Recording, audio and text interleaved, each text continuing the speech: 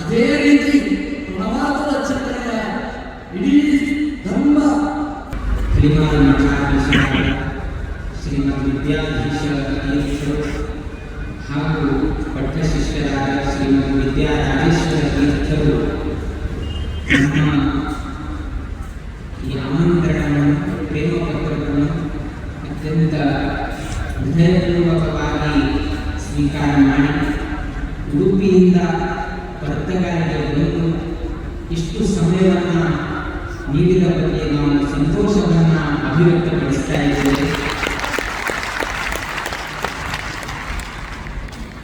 ಈ ಕಾರ್ಯಕ್ರಮ ಆದ ನಂತರ ಪುನಃ ಮುಂದೆ ಮಠದ ಮೇಲೆ ಇರುವ ಅಭಿಮಾನದಿಂದ ಅಥವಾ ಈ ಮಠವನ್ನು ಆರಂಭ ಮಾಡಿರುವ ಪರಿಮಾಣ ಮಠದಿಂದ ಆಗಿರುವುದರಿಂದ ಗುರುಗಳು ಇಷ್ಟು ಪ್ರೀತಿಯಿಂದ ಬಂದು ಇಷ್ಟೊಂದು ಸಮಯಾವಕಾಶ ಕೊಟ್ಟಿದ್ದು ಅತ್ಯಂತ ಸಂತಸದ ವಿಷಯ. ಎರಡನೆಯದಾಗಿ ಈಗ ತಾನೇ ಹೇಳಿದರು, ಉಭಯ ಮಠಗಳ ಸಮಾಗಮವಾಗಿದೆ ಅಥವಾ ಉಭಯ ವಿಧಾನಗಳ ಸಂಗಮವಾಗಿದೆ ಇತ್ಯಾದಿಗಳು ನಾವು ಕೇಳಿಕೊಂಡಿದ್ದೇವೆ. ನಿಜವಾಗಿ ಹೇಳಬೇಕಾದ್ರೆ ಉಭಯ ಮಠದ ಆರಾಧ್ಯ ದೇವರ ಸಂಗಮವು ಕೂಡ ಇಲ್ಲಿ ಆಗಿದೆ. ಗುರುಗಳು ತಮ್ಮ ಜೊತೆಗೆ ಬರುವಾಗ ತಮ್ಮ ಜೊತೆಗೆ ಆರಾಧ್ಯ ದೇವರನ್ನು ಕೂಡ ಕರೆದುಕೊಂಡು ಬಂದಿದ್ದಾರೆ. ಆದ್ದರಿಂದ ಇಂದಿನ ದಿನ ಹದಿನಾರು ಮಠದ ಆರಾಧ್ಯ ದೇವರಾದ ರಾಮದೇವರ ಹಾಗೂ ಸಂಸ್ಥಾನ ಗೋಕರ್ಣ ಪತ್ರಕಾರಿ ಜೀವೋತ್ತರ ಮಠದ ಆರಾಧ್ಯ ದೇವರು ಕೂಡ ಸಂಗಮವಾಗಿದೆ ಎನ್ನುವುದಕ್ಕೆ ಅತ್ಯಂತ ಸಂತಸವಾಗ್ತಾ ಇದೆ. ಮೂರನೆಯದಾಗಿ ಅನೇಕ ಬಾರಿ ಗುರುಗಳು ನಮ್ಮ ಗುರುಗಳ ಬಗ್ಗೆ ವಿಚಾರವನ್ನು ಹೇಳಿದ್ದಾರೆ. ಇಂದಿನ ದಿನ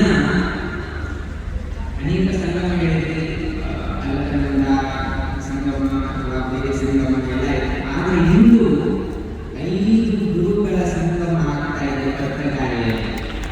1, 2 ಅಲ್ಲ, 5 ಗುರುಗಳ ಸಂಗಮ.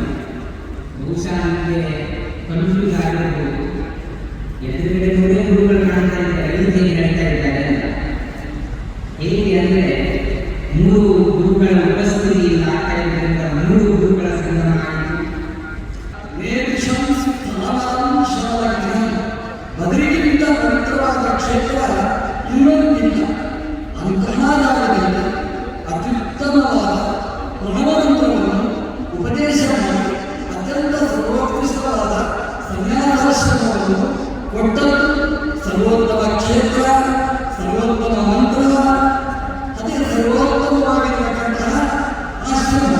ಅದು ಸಿಕ್ಕಿದ್ದು ನಾರಾಯಣ ಚಿಂತನೆ ಅಂತಂದ್ರೆ ಅದು ಬದರಿ ಅಂತಂದ್ರೆ ಅಂತಹ ದೊಡ್ಡ ಪುಣ್ಯದ ರಾಶಿ ಈ ಪತ್ರಗಾಳಿ ಗೋಚರವಾಗಿದೆ.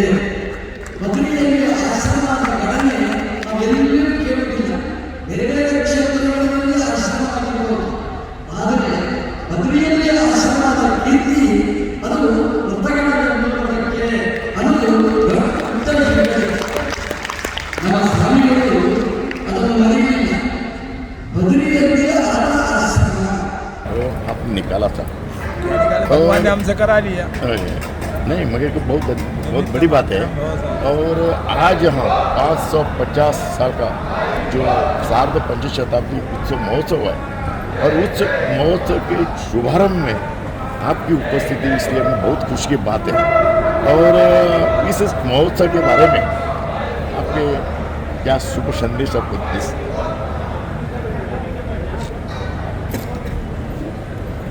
लंबे समय से संघर्ष करने के बाद हिंदू लोगों को अयोध्या की राम जन्मभूमि मिली, वहाँ राम मंदिर बना और राम जी विराजे।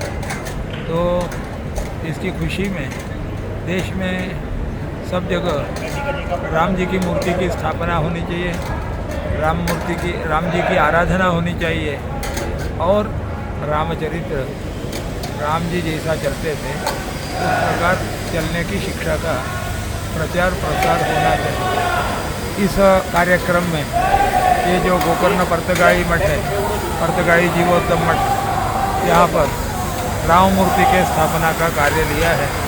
यह विश्व को संदेश देगा कि आप लोग भी राम जी की स्थापना करो और राम जी की ईसा चलने का प्रचार करो।